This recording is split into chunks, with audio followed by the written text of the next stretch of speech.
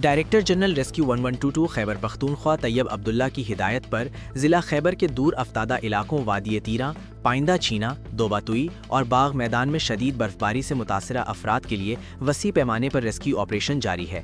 ترجمان ریسکیو 1122 خیبر پختونخوا بلال احمد فیضی کے مطابق ریسکیو 1122 کی 23 آپریشنل گاڑیوں اور 100 سے زائد اہلکاروں پر مشتمل ٹیمیں آپریشن میں حصہ لے رہی ہیں۔ ملک کے بالائی علاقوں میں شدید برفباری کی وجہ سے معمولات زندگی بری طرح متاثر ہو گئے ہیں۔ مختلف مقامات پر رابطہ سڑکیں بند ہونے سے مقامی آبادیوں کے ساتھ ساتھ سیاح بھی پھنس گئے ہیں، جبکہ مختلف حادثات میں 7 افراد جان کی بازی ہار گئے۔ شدید سردی اور پھسلن کے باعث ٹریفک کی روانی بھی متاثر ہو رہی ہے۔